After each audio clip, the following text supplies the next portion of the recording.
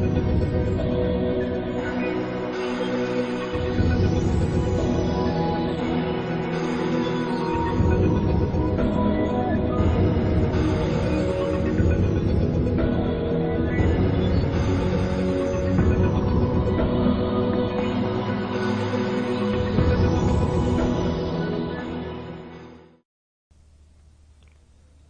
alaikum students. Bismillahirrahmanirrahim. We are back with our lecture number 25 and the subject is Strategy for Human Resource Management. We have successfully completed our 24 lectures and in the 24th lecture what we discussed, let's have a recap. In the 24th lecture we discussed about employee benefits, social security, old age benefit, then domestic partner benefits, health insurance, preferred provider organizations, the Health Insurance Portability and Accountability Act, then we overviewed some of the benefits in communication industry. Now, in the last lecture we were talking about what are the benefits, how they are different from a traditional pay package. So we started with the example कि अगर आपके पास एक company A है और एक company B है, company A is offering you 50,000 rupees of salary, but company B is offering you 45,000 rupees of salary, तो आप किस कंपनी को चूज करेंगे? तो we decided that we are going to choose company A because it is paying more than the company B. But बाद में हमने add किया उसमें कि what if company B is also giving you benefits, benefits like car, like health insurance, like life insurance, like many other things.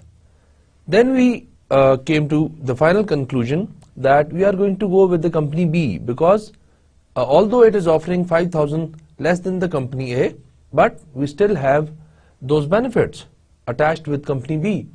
So benefits का concept जो है ये पहले तो लोग इस पे इतना emphasis नहीं करते थे, organizations इसको ज़्यादा नहीं देखती थी because नॉर्मल जो सैलरी थी वो लोगों को पे करते रहते थे. आहिस्ता आहिस्ता आजकल जो है जो मॉडर्न ऑर्गेनाइजेशंस हैं ये बेनिफिट्स पे बहुत ज्यादा एम्फसाइज करती हैं और हमने देखा कि जो कॉस्ट बेनिफिट को ऑफर करने में आती है that is around 40% of the pay roll cost. कि अगर उनकी सैलरीज जो हैं वो 100 रुपीज बन रही हैं तो 40 रुपीज जो है एडेड उनको कॉस्ट एंकर करनी पड़ती है बेनिफिट्स देने के लिए. तो ये बेनिफिट्स हम देते क्यों हैं? बेनिफिट्स ऑर्गेनाइजेशन में इसलिए एम्प्लॉइज को दिए जाते हैं ताकि आप अच्छे वर्कर्स को रिटेन कर सकें, आपकी गुडविल ऑर्गेनाइजेशन की अच्छी हो और अच्छे वर्कर्स को आप जो है फिर अट्रैक्ट भी कर सकें जो आपके लिए ऑर्गेनाइजेशन में आके काम करें और ऑर्गेनाइजेशन के गोल्स को अचीव करें और ऑर्गेनाइजेशन को इवेंचुअली ग्रोथ एंड प्रॉफिट हो. देन वी टॉक्ड अबाउट कि सोशल सिक्योरिटी क्या है. सोशल सिक्योरिटी में हमने बात किया कि it is one type of benefit जो लीगल होता है और इससे पहले हमने लीगल एंड वॉलंटरी जो है बेनिफिट्स उनमें हमने डिफरेंशिएट भी किया कि लीगल बेनिफिट्स देना जो है वो कंपनी के लिए ऑब्लिगेशन है कंपनी की. It is a legal requirement of an organization कि वो जो लीगली रिक्वायर्ड बेनिफिट्स हैं वो दे. उसमें हमने देखा सोशल सिक्योरिटी है, ओल्ड एज बेनिफिट है और डिफरेंट और जो है बेनिफिट्स थे. और वॉलंटरी बेनिफिट्स कौन से थे? जो ऑर्गेनाइजेशन की लीगल ऑब्लिगेशन तो नहीं है उनको देना, अगर वो वॉलंटरी जो बेनिफिट्स हैं अगर वो नहीं भी ऑफर कर रही है ऑर्गेनाइजेशन अपने एम्प्लॉइज को तो कोई प्रॉब्लम नहीं है. They are not going to be sued. उनको कोई केस नहीं कर सकता उन पे लॉ के रिलेटेड. कोई कोर्ट में नहीं जा सकता कि ये बेनिफिट्स हमें नहीं मिल रहे because they are not law related, they are not imposed through law. तो इसलिए वॉलंटरी और जो लीगल हमारे पास बेनिफिट्स हैं वो डिफरेंट है. तो जब हम लीगल बेनिफिट्स को डिस्कस कर रहे थे उसमें हमने डिस्कस किया था सोशल सिक्योरिटी का कॉन्सेप्ट. एक सोशल सिक्योरिटी का कॉन्सेप्ट क्या था कि एम्प्लॉयर और एम्प्लॉई दोनों कंट्रीब्यूट करते हैं और दोनों कंट्रीब्यूट करके एक सर्टेन अमाउंट ऑफ मनी जमा करवाते हैं. जो भी सोशल सिक्योरिटी का रिस्पॉन्सिबल अदारा है, जो ऑर्गेनाइजेशन है, उसको वो जमा करवाते रहते हैं और फिर उससे जो फायदा होता है वो एम्प्लॉय को ये फायदा होता है कि उसको जब रिटायरमेंट होती है उसको पैसे मिल जाते हैं, उसका मेडिकल केयर होता रहता है, उसको सोशल सिक्योरिटी हॉस्पिटल में जो है वो जाके अपना मेडिकल चेकअप, मेडिसिन और डिफरेंट टेस्ट जो है वो शायद फ्री या कम रेट पे करवा सकता है. फिर हमने बात की कि एक ओल्ड एज बेनिफिट है जो कि पाकिस्तान में इम्प्लीमेंटेबल है, ये लोग इसको अवेल करते हैं, कंपनीज को फॉलो करना लीगल रिक्वायरमेंट है, अदरवाइज कंपनी सील हो सकती है। तो ओल्ड एज बेनिफिट फंड क्या था कि आप अपनी सर्विस के दौरान, आप अपनी एम्प्लॉयमेंट के दौरान कुछ ना कुछ कंट्रीब्यूशन फी की फॉर्म में इस इदारे को, इस ऑर्गेनाइजेशन को जमा करवाते रहते हैं। उसमें ऑर्गेनाइजेशन आपकी हेल्प करती है, आप भी अपनी सैलरी का कुछ हिस्सा जो है उसमें जमा करवाते हैं। तो जब आप ये जमा करवाते रहते हैं और इस एज पे पहुंच जाते हैं किसी टाइम पे कि जब आप शायद एम्प्लॉयमेंट के काबिल नहीं रहते फिजिकली, तो आपको ये ओल्ड एज जब आपकी हो जाती है, ओल्ड एज बेनिफिट जो है वो आपको फिर ये मिलता है इन फॉर्म ऑफ मनी। फिर हमने एक डिस्कस किया कॉन्सेप्ट डोमेस्टिक पार्टनर बेनिफिट का, कि डोमेस्टिक पार्टनर बेनिफिट क्या चीज है। तो इसमें हमने कहा कि ये ऐसा बेनिफिट है जो एम्प्लॉय के पार्टनर को होता है, लिविंग पार्टनर को। फॉर एग्जाम्पल, अगर एक हस्बैंड काम कर रहा है तो उसकी वाइफ को जो बेनिफिट्स ऑर्गेनाइजेशन ऑफर करेगी वो उसका डोमेस्टिक पार्टनर बेनिफिट हो जाएंगे। और अगर वाइफ काम कर रही है तो उसके हस्बैंड को जो मिलेंगे वो जो है वाइस वर्सा जो है वो पार्टनर बेनिफिट्स हैं जो ऑर्गेनाइजेशंस ऑफर करती हैं। Then we talked about health insurance. यहां से हमने क्या स्टार्ट किया था, अपना वॉलंटरी जो बेनिफिट्स हैं कि जो ऑर्गेनाइजेशन खुद देती है ताकि कस्टमर जो उनकी एम्प्लॉयज हैं उनके पास रिटेन रहे। हेल्थ इंश्योरेंस का था कॉन्सेप्ट कि ये सबसे एक्सपेंसिव है, इसमें डिपेंड करता है कि ऑर्गेनाइजेशन किस लेवल पे, किस डिग्री पे इसको सपोर्ट करती है, किस डिग्री पे ऑफर करती है, कि आउटडोर पेशेंट की सिर्फ करेगी, इंडोर पेशेंट की करेगी, जनरल फिजिशियन का खर्चा देगी, मेडिसिन का खर्चा देगी, या कि जो भी मेडिकल प्रॉब्लम्स आती हैं सबका खर्चा जो है ऑर्गेनाइजेशन अफोर्ड करेगी। तो इस पे कॉस्ट बहुत आती है ऑर्गेनाइजेशन की, ये भी हमने बात की थी। Then we talked about preferred provider organizations, कि कुछ ऐसी ऑर्गेनाइजेशंस होती हैं जो फिक्स अमाउंट पे मेडिकल फैसिलिटीज जो हैं वो प्रोवाइड करती हैं। तो if the employee is member of that organization तो फिर उसको फायदा ये होता है कि अगर as a non member of the organization अगर उसको वो काम 1000 रुपीज में करना पड़ रहा है, फॉर एग्जाम्पल वो डॉक्टर के पास जाता है और डॉक्टर उससे 1000 रुपीज चार्ज करता है फी, तो अगर वो मेंबर है इस ऑर्गेनाइजेशन का तो फिर उसको 400 फी चार्ज करनी पड़ेगी। तो ये हमने फायदा देखा कि बेनिफिट किस किस्म का हो सकता है। Then we talked about the health insurance portability and accountability act, कि जो कॉन्फिडेंशियलिटी है about the health problems of an employee, ये कॉन्फिडेंशियल रहती है इंफॉर्मेशन, ये किसी को इंफॉर्मेशन दे नहीं सकते आप, अगर देंगे तो it is going to be an unethical and illegal thing in some countries.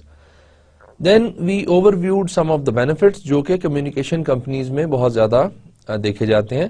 फिर हमने देखा कि उसमें हर benefit आप पहले दिन से अवेल नहीं कर सकते, या हर benefit आप 1 महीने बाद या 2 महीने बाद अवेल नहीं कर सकते, but there is a limit and there is a criteria set कि अगर आपने ऑर्गेनाइजेशन को ज्वाइन किए, आपको 1 महीना हो गया है, 2 महीने हो गए हैं, 6 महीने हो गए हैं, साल हो गया है, तो फिर आप different benefits depending upon their degree and seriousness and और बहुत सारी पॉलिसीज, तो आप फिर अवेल कर सकते हैं, अदरवाइज आप अवेल नहीं कर सकते। ये हमने थोड़ा सा ओवरव्यू किया था, तो ये लास्ट लेक्चर का ओवरव्यू था।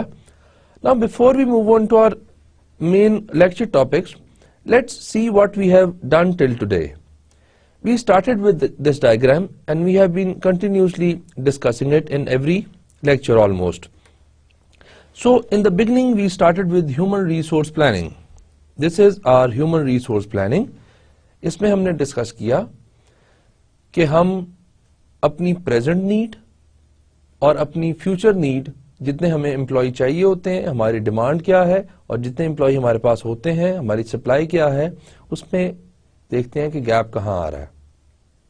फिर अगर तो हमारे पास सरप्लस होता है कि एक्स्ट्रा एम्प्लॉयज हैं, तो फिर हम उनकी डाउन साइजिंग कर देते हैं, एम्प्लॉयज को निकाल देते हैं। उसके हमने डिफरेंट तरीके डिस्कस किए थे। अगर हमारे पास शॉर्टेज होता है तो फिर हम क्या करते हैं, हायर करते हैं। So for surplus we de recruit कर देते हैं कि आप एम्प्लॉयज को निकाल देते हैं, एंड फॉर शॉर्टेज आप रिक्रूट करते हैं। अब रिक्रूटमेंट क्या थी? रिक्रूटमेंट हमने बड़ी डिटेल में डिस्कस किया कि हम एक एम्प्लॉइज का पूल बना लेते हैं, केपेबल एंड पोटेंशियल एम्प्लॉइज का पूल बना लिया। उस पूल में से फिर हमने सिलेक्ट करना है।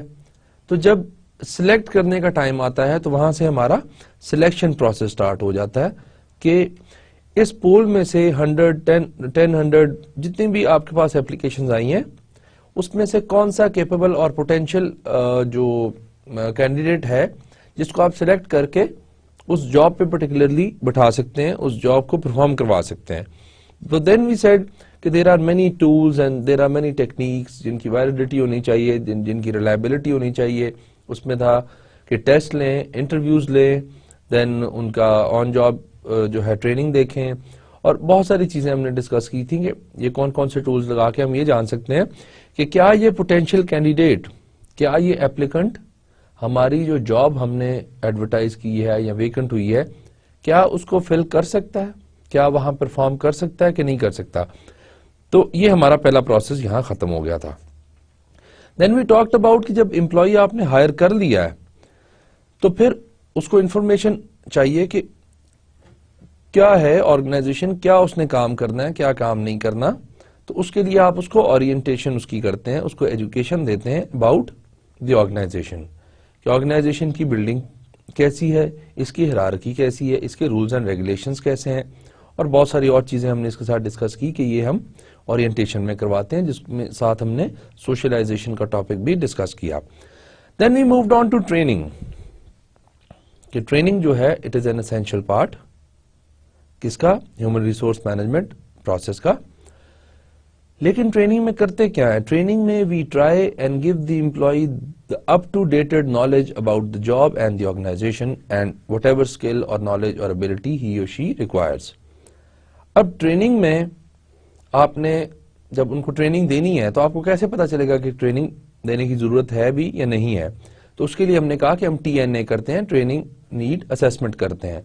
वो कैसे है कि पहले आप चेक करेंगे कि ऑर्गेनाइजेशन के गोल क्या हैं, उसने अचीव क्या करना है। उन गोल्स के मुताबिक आप देखेंगे कि कौन से टास्क्स हैं जो परफॉर्म करके वो गोल्स अचीव हो सकते हैं। ठीक है, देन वी सेड कि उन टास्क को परफॉर्म करने के लिए कौन से बिहेवियर्स जो हैं वो एग्जिबिट करना जरूरी है एम्प्लॉय के लिए कि वो उन बिहेवियर्स को एग्जिबिट करके उन टास्क को कंप्लीट करे ताकि हमारे ऑर्गेनाइजेशनल गोल्स अचीव हो सकें। फिर हमने उस बिहेवियर में देखा कि उस बिहेवियर को परफॉर्म करने के लिए कोई शॉर्टेज तो नहीं है, किसमें, स्किल्स में, एबिलिटी में या नॉलेज में। तो अगर उसमें शॉर्टेज है तो then we train that particular employee, training करते हैं, फिर ट्रेनिंग की इवैल्यूएशन करते हैं। तो ट्रेनिंग के बाद परफॉर्मेंस अगर इंक्रीज हो जाती है तो ट्रेनिंग का फायदा होता है, नहीं इंप्रूव होती तो ट्रेनिंग का फायदा नहीं होता। तो वो हमने ट्रेनिंग का टॉपिक जो है वो डिस्कस कर लिया। Then we talked about development कि करियर की डेवलपमेंट करना जो है एम्प्लॉय की बहुत लाजमी है कि उसको ट्रेनिंग में आप प्रेजेंट स्किल्स को तो तैयार कर रहे हैं, प्रेजेंट प्रॉब्लम को तो सॉल्व कर रहे हैं। जब उसकी लर्निंग होती रहेगी तो वो डेवलप हो जाएगा, और डेवलप होने का उसका क्या फायदा होगा कि उसका आपको फ्यूचर में काम आ सकता है। तो करियर हमने डिस्कस किया कि करियर क्या है, these are the sequential positions held by any person within the life time. अपनी लाइफ में जितनी भी वो पोजीशंस एक्वायर करता है, जिन पोजीशंस पे काम करता है, उसको हम कह देते हैं उसका करियर है। फिर ये हमने चैप्टर खत्म करने के बाद कॉम्पनसेशन देखी कि कॉम्पनसेशन कैसे करते हैं, और अप्रेजल देखा कि परफॉर्मेंस को अप्रेज करने के क्या क्या तरीके हैं, स्टैंडर्ड मेथड्स हैं, एब्सोल्यूट मेथड्स हैं, then objective management by objective है। फिर हमने कॉम्पनसेशन पे आगे कि कॉम्पनसेशन हमने कैसे करनी है, कॉम्पनसेशन क्या था, पे सिस्टम कैसे बनाना है, रिवॉर्ड कैसे देना है, ये वो। और फिर उसके साथ साथ हमने बेनिफिट्स पे बात की। तो अभी हम बेनिफिट्स के टॉपिक पे जो है वो है, इसका फर्स्ट पार्ट हम कर चुके हैं जो अभी हमने रिवाइज किया लास्ट चैप्टर के हिसाब से। Now let's discuss it's second part, और उसमें क्या चीजें हैं और क्या कॉन्सेप्ट्स है उसको हम देखते हैं। Employees benefits, okay. Now retirement benefits, benefits बहुत टाइप के हैं, हम उनको डिस्कस करते आ रहे हैं। तो रिटायरमेंट बेनिफिट्स जो है वो क्या है, रिटायरमेंट का क्या मतलब होता है, जब आफ्टर सर्टेन एज आप ऑर्गेनाइजेशन में काम नहीं करते आप रिटायरमेंट ले लेते हैं, आप काम करना खत्म कर देते हैं, दैट इज योर रिटायरमेंट। उसके बेनिफिट्स क्या क्या ऑर्गेनाइजेशंस ऑफर कर सकती हैं। प्लान स्पेसिफाइज, फर्स्ट जो हमने देखना है डिफाइंड बेनिफिट प्लान है, वो क्या करता है, plan specifies the dollar or rupees benefit workers receive at retirement, usually based on some formula of year of service and average final compensation. अब ये ऐसा है कि जो एंड में जब रिटायर होने लगता है इंसान तो उसको बहुत सारी जरूरत होती है। कई दफा when you are the age of 60 you've got some people, you've got some children जिनकी शादी करनी है, जिनकी एजुकेशन कंप्लीट हो रही होती है, या आपके अपने पर्सनल जो है वो हेल्थ के या अदरवाइज बहुत सारे एक्सपेंसेस होते हैं, तो वो एक्सपेंस को मीट करने के लिए आपको कुछ ना कुछ पैसे चाहिए। वो पैसे आपको डिफाइंड बेनिफिट प्लान के मुताबिक, रिटायरमेंट के मुताबिक मिलते हैं, लेकिन वो डिपेंड किस पे करते हैं, किसी एक पर्टिकुलर फॉर्मूला पे जो किस तरीके से होता है, number of years and number of salaries you have taken and the last salary की average। let's suppose कि फॉर्मूला है कि number of years multiply by 10 for example, या चले हम इसको इसी फिगर को हम कर लेते हैं 1000। एक तो ये आपके पैसे बनेंगे, फिर आपका हम कह देते हैं कि फाइनल एवरेज कॉम्पनसेशन जो है, जो आप जब रिटायर हुए तब ले रहे थे, वो कितनी थी। तो हम कहते हैं कि let's suppose he was drawing, the person was drawing 10,000 rupees, तो हम इसको मल्टीप्लाई कर लेते हैं 10 के साथ, 10% जो है उसके साथ। तो हमने कहा कि दो किस्म की अब अमाउंट्स जनरेट हो जाएंगी। नंबर ऑफ ईयर उसने कितना काम किया हुआ है, लेट्स सपोज 15 साल काम किया हुआ है, तो 15 मल्टीप्लाई बाय 1000 करेंगे तो 15,000 तो उसका ये बन जाएगा। Then we also have to multiply the amount of salary multiply by the amount of percentage we have discussed। तो इसको जब करेंगे तो 1000 रुपीज ही ऐड हो जाएगा, बिकॉज 10,000 उसकी सैलरी है, लास्ट एवरेज सैलरी जो है कॉम्पनसेशन, और उसमें 1000 ऐड हो गया मल्टीप्लाई करने से। अब टोटल जो है 16,000 रुपीज जो है, ये आप समझ लें कि ये आप उसको at the time of retirement देंगे। This is called defined benefit plan of retirement. तो इस फॉर्मूला के तहत यहाँ हर ऑर्गेनाइजेशन का अपना फॉर्मूला होता है, इट्स नॉट डिपेंडेंट कि किसी एक फॉर्मूला के तहत चलना है। डिफरेंट ऑर्गेनाइजेशन अपनी परसेंटेज होती है, अपना फॉर्मूला होता है। डिफाइंड कंट्रीब्यूशन प्लान्स, डिफाइंड का मतलब क्या है, जो पहले से अग्रीड होते हैं, ऑर्गेनाइजेशन भी अग्री करती है, एम्प्लॉय भी अग्री करता है। तो इसलिए जो दूसरे हमारे पास है डिफाइंड कंट्रीब्यूशन प्लान्स, उसमें क्या क्या है, employ and employer may contribute to account based on rules established for contribution। अब ये डिफाइन कर लेते हैं आप कि certain amount of contribution जो है वो हर सैलरी से या हर मंथ होती रहेगी। किस तरह होती है और कौन करता है वो देखते हैं। amount of benefits depend on success of account investments। For example आप एम्प्लॉय हैं, तो आपने ऑर्गेनाइजेशन को कहा कि ओके 100 रुपीज पर मंथ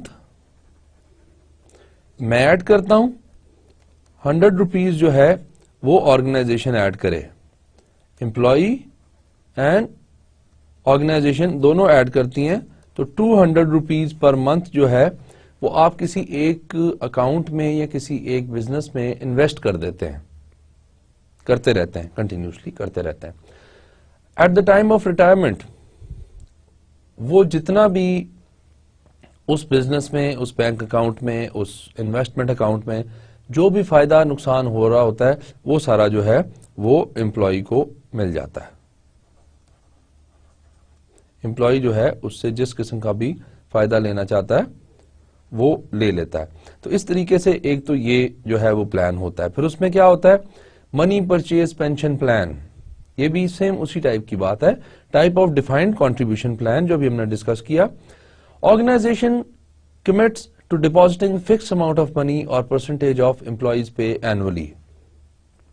कि ऑर्गेनाइजेशन कहती है कि ठीक है आपको हम 1000 रुपीज दे रहे हैं, तो इसके हिसाब से हम आपका 10% के हिसाब से डिपॉजिट करते रहेंगे अपनी तरफ से। तो वो 100 रुपीज एवरी मंथ जमा करवाते रहते हैं, फिर एंड ऑफ द रिटायरमेंट जितने भी वो पैसे, लेट्स सपोज 5000 बना हुआ है, तो वो 5000 रुपीज जो है वो एम्प्लॉय को मिल जाता है। तो ये मनी परचेज पेंशन प्लान होता है। इसमें आप डिफरेंट जो है इन्वेस्ट भी कर सकते हैं, कुछ चीज परचेज करके उसको भी आगे डील कर सकते हैं, या आप सिंपल अकाउंट में डिपॉजिट करा सकते हैं। तो ये एक रिटायरमेंट बेनिफिट का एक और टाइप है। देन प्रॉफिट शेयरिंग प्लान, जिस तरह हमने कहा था कि प्रॉफिट शेयरिंग जो है कॉम्पनसेशन में होती है कि हर मंथ आपको जितना प्रॉफिट ऑर्गेनाइजेशन को होता है उसमें से आपको कुछ शेयर दे देती है। इसमें सिर्फ डिफरेंस ये है कि ये रिटायरमेंट बेनिफिट है कि अगर ऑर्गेनाइजेशन एग्री करती है कि मुझे 1000 रुपीज फायदा हो रहा है हर साल या हर महीने, तो मैं उस 10% जो है उसका मैं जमा करवाती रहूंगी आपके एम्प्लॉयज के अकाउंट में।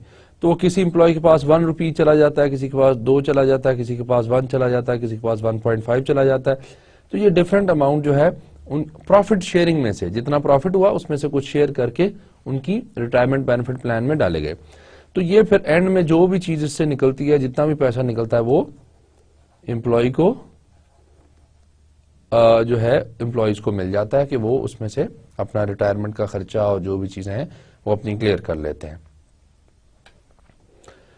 अब दूसरा जो चीज है that is paid time of.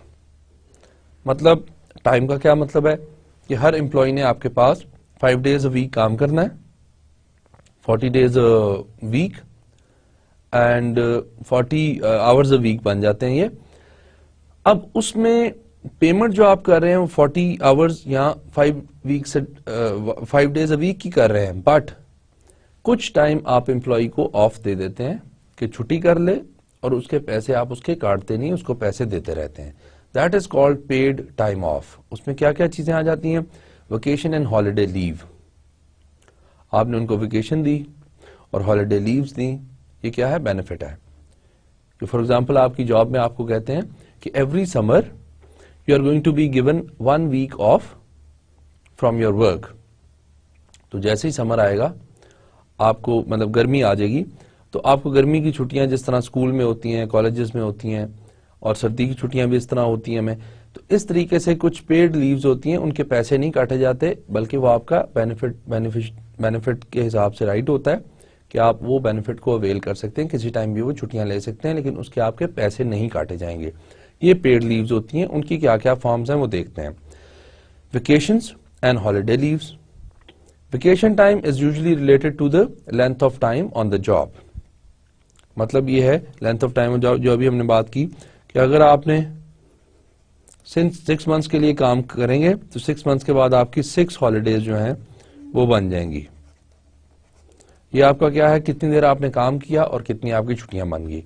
तो ये एक पॉसिबिलिटी है कि इस तरीके से हो सकती हैं। Some companies also allow personal days that can be used for any reason. आपने वेकेशन पे तो कहा कि आप चले जाओ कहीं लेजर वाली जगह पे, या कुछ जो है आप अपने लिए एंजॉयमेंट के लिए टूर कर लो, या जो भी। कुछ कंपनीज जो हैं वो टाइम ऑफ वैसे ही दे देती हैं कि आप अपने पर्सनल काम कर लें। तो ये हो सकता है पेड टाइम ऑफ जो है। फिर डिसेबिलिटी इंश्योरेंस प्रोग्राम होते हैं जिनके तहत क्या होता है, हो यही रहा है अभी, पेड टाइम ऑफ ही हो रहा है, बट किस तरीके से कि अगर आपको शॉर्ट इंजरी हो गई है, कोई थोड़ा बहुत प्रॉब्लम आ गया, बीमारी आ गई है, तो आपको क्या करेंगे, वो provide salary contribution for sick leave. Short term disability, कुछ थोड़ी देर के लिए प्रॉब्लम आ जाए तो सिक लीव आपको दे देते हैं, 1 day, 2 day, 5 days depending upon the policies. फिर लॉन्ग टर्म डिसेबिलिटी है, coverage usually effective after 6 months. कि अगर आपको 6 महीने एक ऑर्गेनाइजेशन में आय को हो गए हैं तो फिर आपकी ये कवरेज स्टार्ट होती है लॉन्ग टर्म डिसेबिलिटी की। आपको पैसे भी मिलते हैं और लीव भी मिलती है, साथ छुट्टी भी मिल जाती है। और समटाइम्स जो इस नेचर की डिसेबिलिटी आ जाती है कि आप काम कर ही नहीं सकते, बट जब वो डिसेबिलिटी आती है तो you are still part of that organization, आप वहां एम्प्लॉय थे, तो वो फिर आपके बेनिफिट्स कई दफा ये हो सकते हैं कि आपको ऑर्गेनाइजेशन निकाल देती है, बट रिटायरमेंट एज तक सर्टेन अमाउंट ऑफ सैलरी जो है वो देती रहती है। जिसमें क्या है, some companies provide financial incentive to employees to not use their sick leaves. अच्छा, एक ये ऑप्शन भी दे देते हैं कि लेट सपोज आपको उन्होंने कहा था कि 20 सिक लीव्स जो हैं आपकी बनती हैं ईयर में, आप बीमार ही नहीं हुए ज्यादा और आपने 5 सिक लीव्स जो हैं वो सिर्फ अवेल की हैं, तो आपकी 15 सिक लीव्स जो हैं वो अभी पड़ी हुई हैं, लेकिन वो कहते हैं कि आप इनको यूज ना करें, आपको हम 15 डेज के पैसे दे देते हैं, तो इसका जो है वो हमें रिवॉर्ड मिल जाता है, तो सिक लीव्स को कॉम्पनसेट कर दिया जाता है। Then long term disability plans usually replace a portion of the employee salary, often 60%। अगर ऐसा डिसेबिलिटी आ जाती है जो 2, 3, 4 साल के लिए आपको काम नहीं कर सकते आप, या पूरी जिंदगी के लिए नहीं कर सकते, तो उसमें एक अग्रीमेंट हुआ होता है कि 60% आपकी जो सैलरी है वो आपको दी जाएगी, ताकि आप उससे अपना जो खर्चा वर्चा है, जो आपकी कॉस्ट ऑफ लिविंग है, उसको ठीक तरीके से चलाते रहें। तो ये पेड ऑफ लीव्स का है। Then survivor benefits. Survivor benefits हैं क्या, वो पहले देख लेते हैं। Benefits payable to a designated beneficiary upon the employee's death. For example, God forbid, अगर किसी का जो है एम्प्लॉयमेंट है किसी ऑर्गेनाइजेशन में और उसके बच्चे हैं या बीवी है या कोई भी उस पर डिपेंडेंट लोग हैं, पेरेंट्स हैं, तो खुदा ना खास्ता अगर उसकी डेथ हो जाती है किसी भी तरीके से, तो ऑर्गेनाइजेशन बेनिफिशियरी कौन, जो डेजिग्नेटेड बेनिफिशियरी कौन होगा?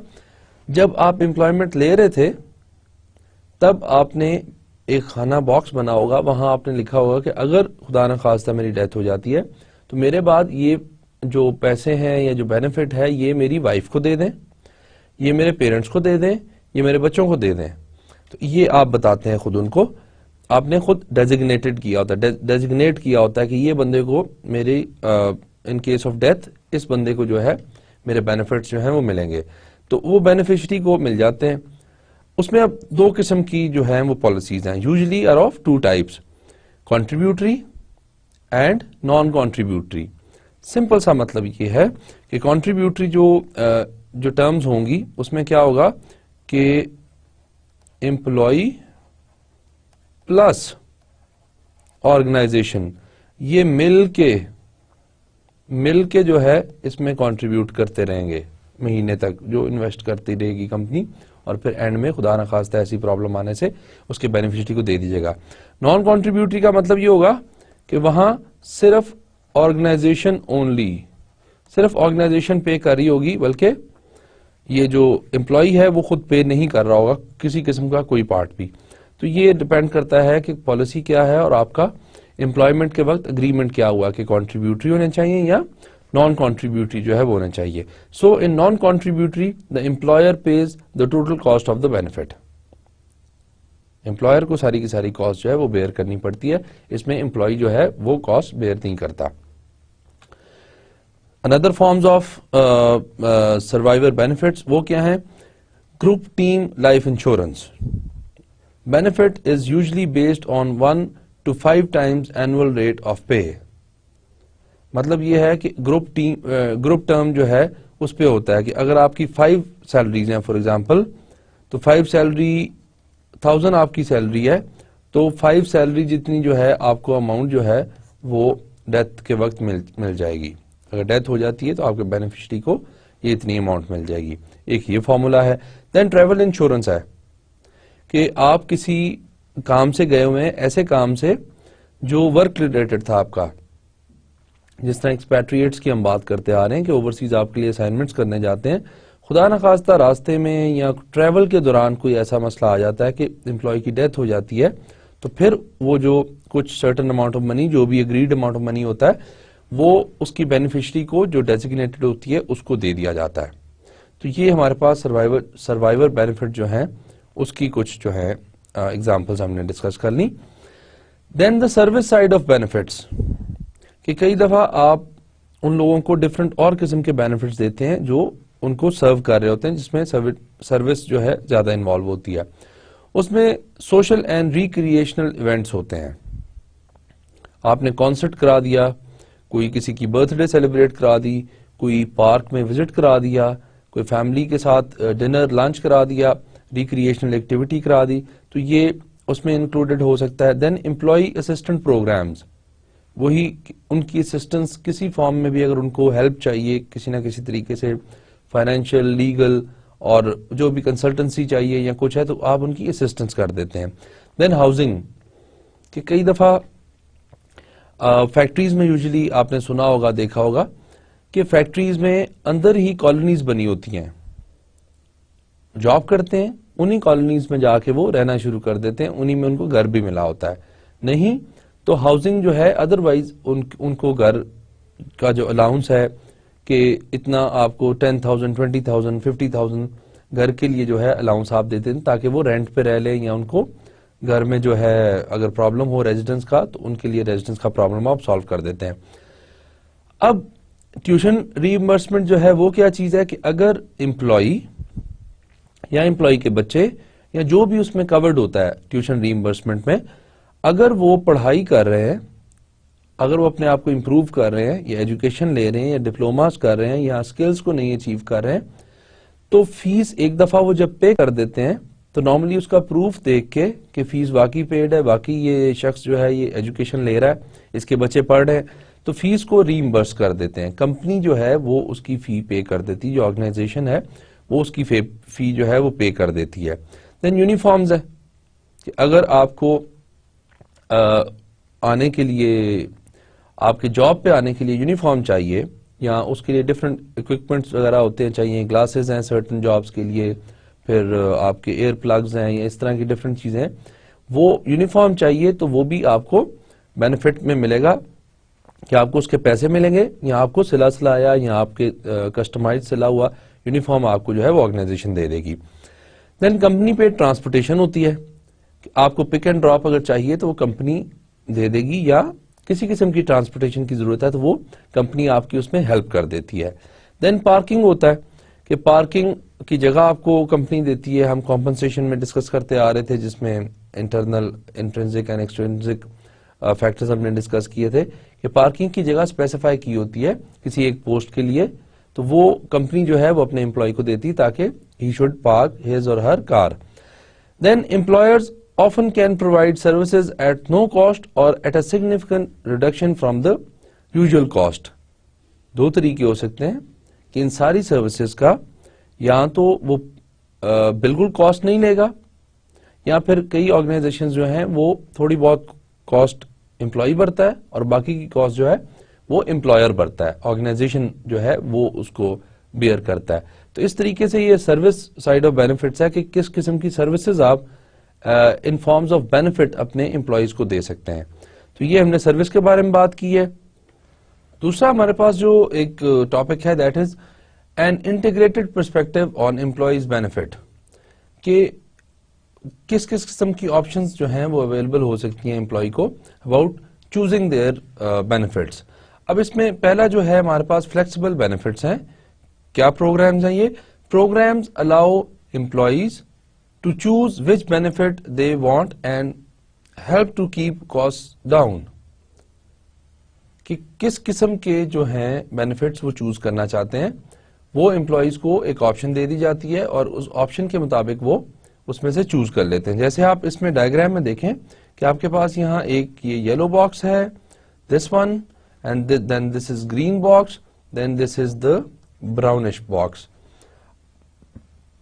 इसमें देखें कि अब आपके पास फ्लेक्सिबल स्पेंडिंग अकाउंट्स हैं एक तरफ, दूसरी तरफ आपके पास मॉड्यूलर प्लान्स हैं और फिर कोर प्लस ऑप्शंस हैं। इनको वन बाय वन देखते हैं कि ये क्या होती हैं। First, modular plans. Employees choose a pre designed package of benefits from several options. मतलब क्या है कि मॉड्यूलर प्लान में ऑर्गेनाइजेशन जो है वो इस तरह के डिफरेंट प्लान बनाए होते हैं। ये फॉर एग्जांपल 4 to 5 उनके पास प्लान है।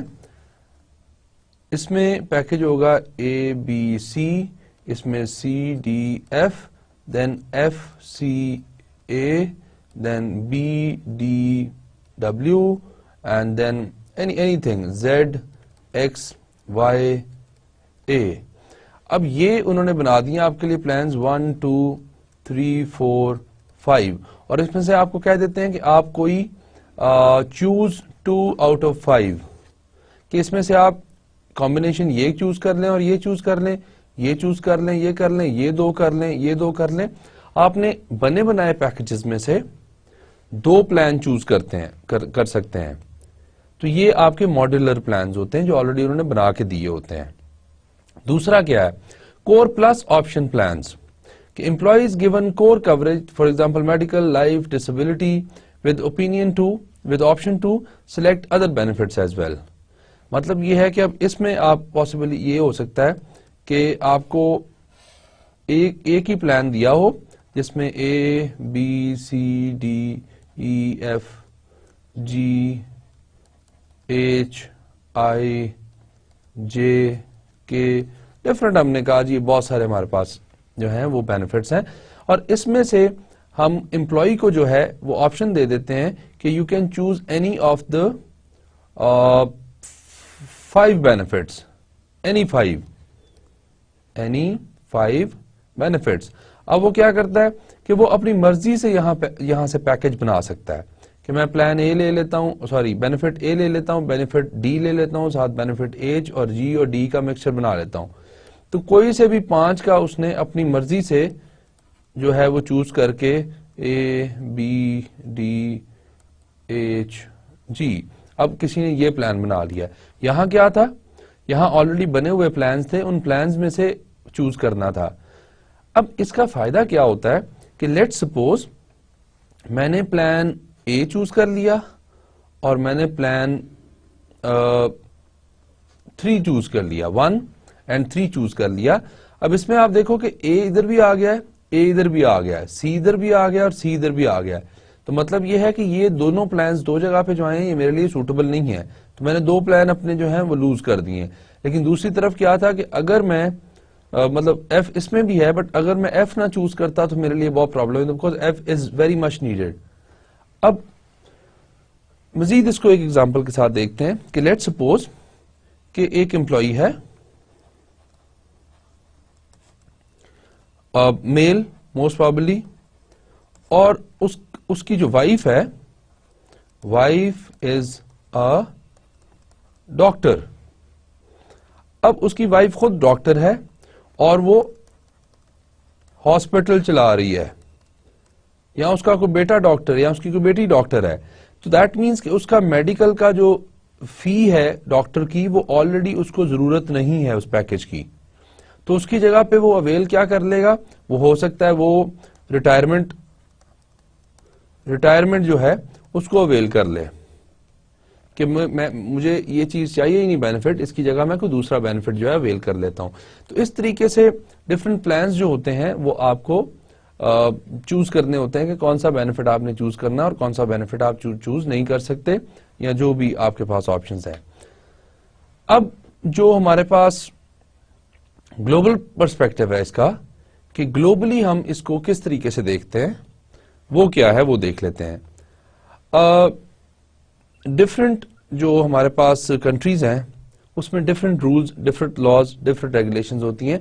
जैसे शुरू से मैं आपको बताता आ रहा हूं कि बहुत सारे एक्ट्स जो हैं वो पाकिस्तान में काम नहीं करते होंगे, बहुत सारे एक्ट्स जो हैं वो यूरोप में काम नहीं करते होंगे, बहुत सारे एक्ट्स जो हैं वो अमेरिका में काम नहीं करते होंगे। तो it is first of all it is legal requirement कि किस कंट्री के क्या लॉज हैं, उनके मुताबिक डिपेंड करता है कि कौन से बेनिफिट जो है वो ऑर्गेनाइजेशन ऑफर कर रही है और कौन से बेनिफिट उसको ऑफर करने चाहिए। तो let's discuss one of the 4 जो है आपके पास कंट्रीज हैं, उनमें से 1 बाय 1 हम देखते हैं कि किसका क्या क्या बेनिफिट्स वो दे रहे हैं। Let's start with Germany. जब ये आपकी बुक से लिया गया है, आप बुक में रेफर करेंगे तो you will find some more countries as well, तो आप कंपैरिजन करना जो है इजी होगा।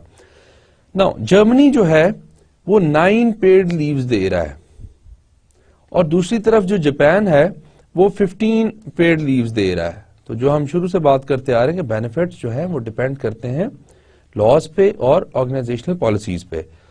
उसी तरफ आप देखो कि 14 वीक्स की पेड जो है मैटरनिटी लीव दे रहे हैं, और इस तरफ फिर जो है 14 डेज की जो है अनपेड मैटरनिटी लीव दे रहे हैं। वहां क्या था हमारे पास, पेड। जर्मनी वाले अगर मैटरनिटी लीव देते हैं तो वो पे करते हैं, और जो जापान है उसमें पे नहीं किया जाता, लीव मिल जाएगी but you are not going to be paid. फिर उस तरफ हम देखते हैं कि 18 डेज पेड वेकेशन जो है जर्मनी में लॉ है, या नॉर्मल जो कंपनीज हैं वो ऑफर करती हैं, और दूसरी तरफ 10 to 20 डेज जापान कर रहा है, और depending upon the seniority basis, वो कहते हैं बेस्ड ऑन सीनियोरिटी कि कौन कितना सीनियर है उसको शायद 20 मिलती हो, जो सबसे जूनियर है उसको 10 मिलती हो। तो ये एक फिर डिफरेंस आ गया हमारे पास। देन 6 वीक्स पेड सिक पे, कि उसको जो है 6 वीक की पेड जो है सिक लीव जो है वो मिल सकती है। और इधर जो है फिर then we move on to mandatory retirement. क्या है उसमें, क्या मिलती है आपको, employer and employee contribute 9.7% of the salary. अगर 1000 रुपया ले रहा है तो 975 रुपए उसमें 975 रुपीज वो अपनी सैलरी कटवाए जा रहा है, किसमें, रिटायरमेंट में।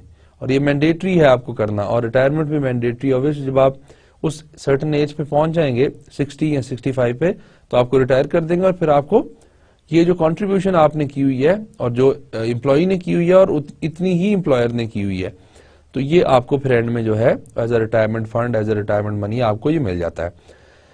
Then pension provided by the government.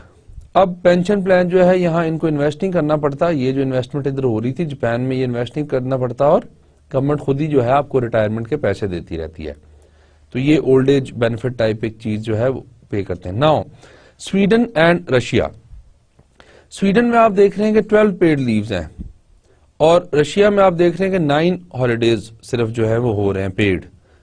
तो ये डिफरेंस आ गया। अब इनके लॉज में डिफरेंस होगा, इनकी पॉलिसीज में डिफरेंस होगा, इसीलिए हमें डिफरेंस नजर आ रहा है। Then 7 weeks paid maternity leave, यहाँ क्या है 70 डेज, तो वो अराउंड जो है इसकी जो है ज्यादा बन रही है। रशिया में ज्यादा मैटरनिटी लीव दे रहे हैं और यहाँ कम दे रहे हैं। Then sick leaves up to 100% of pay based on seniority, और यहाँ क्या है, यहाँ 14 डेज पेड सिक लीव दे रहे हैं। देन गवर्नमेंट पे पेंशन, और यहाँ पेंशन का जो है वो रशिया का हमने जिक्र नहीं किया हुआ। तो इस तरीके से हमने देखा कि ग्लोबली बेनिफिट्स जो हैं वो डिफर करते हैं, और मेन डिफरेंस उनमें लॉ का होता है कि लॉ क्या इंपोज कर रहा है, और फिर ऑर्गेनाइजेशन टू ऑर्गेनाइजेशन भी डिपेंड करता है कि क्या ऑर्गेनाइजेशन की पॉलिसीज हैं, क्या उसके प्लान्स हैं, उसके मुताबिक जो है वो बेनिफिट्स ऑफर किए जाते हैं। नाउ आज के जो लेक्चर में हमने मेन बातें की, उसमें हमने स्टार्ट किया कि वेकेशन एंड हॉलिडे लीव्स क्या होती हैं, और उसके बाद हमने प्रॉफिट शेयरिंग पे बात की कि प्रॉफिट शेयरिंग प्लान्स क्या होते हैं, डिसेबिलिटी इंश्योरेंस प्रोग्राम की बात की, और फिर हमने बात किया कि कॉन्ट्रीब्यूटरी एंड नॉन कॉन्ट्रीब्यूटरी जो बेनिफिट्स हैं वो क्या हो सकते हैं, क्या मकसद है और कैसे होते हैं ये। देन वी टॉक्ड अबाउट कि सोशल एंड रिक्रिएशनल इवेंट्स के लिए बेनिफिट्स दिए जाते हैं। देन एम्प्लॉय असिस्टेंट प्रोग्राम्स होते हैं हाउसिंग के लिए। देन ट्यूशन रीइंबर्समेंट होती है, यूनिफॉर्म के लिए जो है पैसे दिए जाते हैं। कंपनी पेड ट्रांसपोर्टेशन होती हैं, डिफरेंट एम्प्लॉयज को अवेलेबल होती हैं। फिर हमने बात की कि मॉड्यूलर प्लान्स क्या होते हैं, प्री डिजाइंड पैकेजेस होते हैं, और कोर प्लस ऑप्शंस में क्या क्या option to select other benefits. और फिर हमने लास्ट में डिस्कस किया कि बेनिफिट्स इन डिफरेंट कंट्रीज। तो इसको एक एक करके दोबारा एक दफा रिवाइज करते हैं ताकि ये मेमोरी में क्लियर हो जाए। सो वेकेशन एंड हॉलीडे लीव्स ये क्या होती हैं? वेकेशंस आपको कुछ ऐसे टूर्स और कुछ ऐसी रिक्रिएशनल एक्टिविटी के लिए आपको छुट्टियां दे दी जाती हैं कि आप उसमें अपना लेजर टाइम जो है उसको एंजॉय करें अपनी फैमिली के साथ, या आपको पर्सनल काम है तो उसको आप कर लें।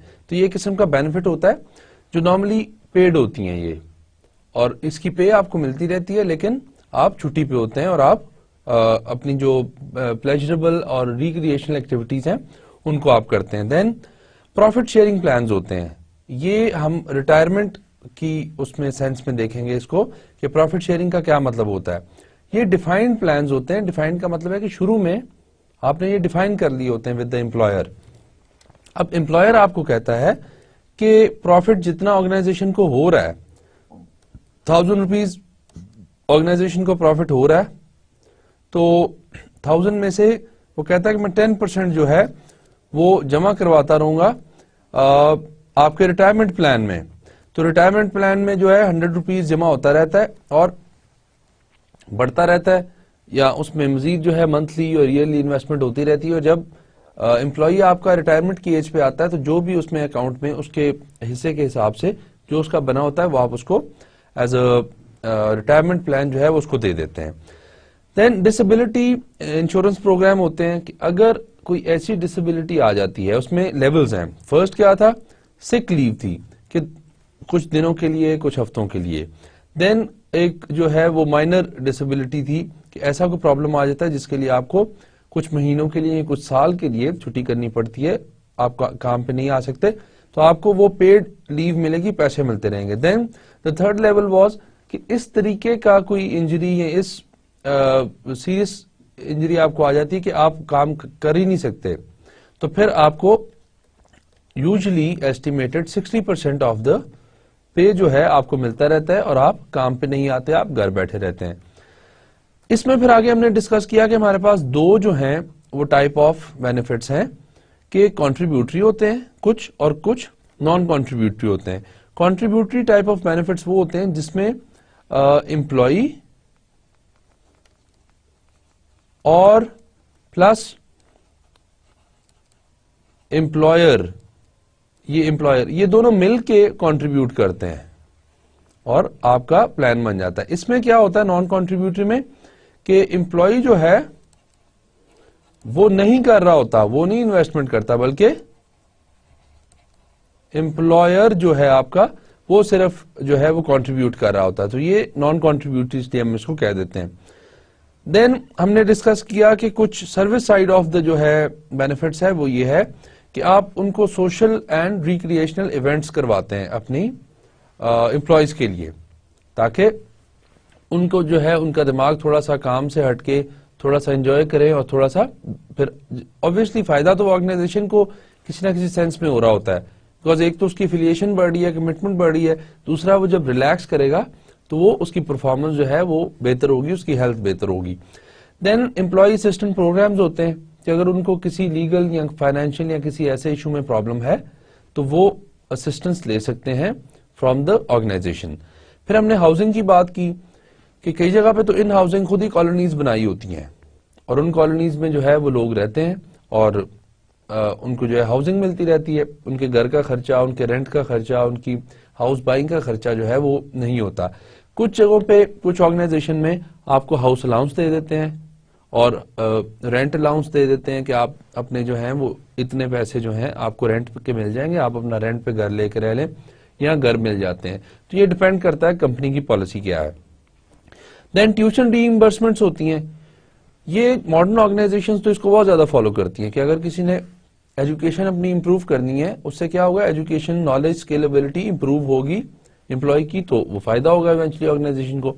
तो उस एजुकेशन को इंप्रूव करने के लिए जो ट्यूशन फी लगती है, वो ट्यूशन फी एक दफा अगर एम्प्लॉय दे देता है तो उसकी रीइंबर्स हो जाएगी, मींस कि उसको उतनी फी जो है वो फाइनेंशियल टर्म्स में मिल जाएगी वापस। देन यूनिफॉर्म्स होते हैं कि कई जॉब्स के लिए यूनिफॉर्म जरूरी होते हैं, तो अगर यूनिफॉर्म एम्प्लॉय सिलवाता रहेगा तो उसको तो कॉस्ट इंकर होती रहेगी, तो ऑर्गेनाइजेशन खुद ये रिस्पॉन्सिबिलिटी ले लेती है कि जितना भी यूनिफॉर्म का एक्सपेंस है वो ऑर्गेनाइजेशन खुद जो है वो बेयर करेगी। देन कंपनी पेड ट्रांसपोर्टेशन होती है कि बहुत किस्म की जो ट्रांसपोर्टेशन है आपकी कम्यूट करने के लिए from your house to your work place, या आपने कहीं और अपने पर्सनल कामों के लिए भी चाहिए तो आप कंपनी की ट्रांसपोर्टेशन जो है वो यूज कर सकते हैं।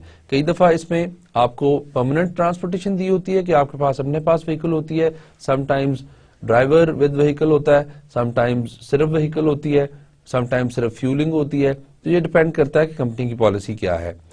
फिर इसके बाद हमने डिस्कस किया मॉड्यूलर प्लान्स के प्री डिजाइन प्लान होते हैं, उसको हमने कुछ ऐसे देखा कि इस तरीके के हमारे पास 4 या 5 ऑप्शंस होती हैं, इनमें से हमने डिस्कस करने होते हैं जो डिफरेंट बेनिफिट्स से मिलकर बने होते हैं, और इसमें हम कहते हैं कि हमारे पास चॉइस होती है कि जो बेनिफिट्स हमें चाहिए उनमें से हम एक बास्केट पिक कर लें, 2 बास्केट्स पिक कर लें जो भी अलाउड है।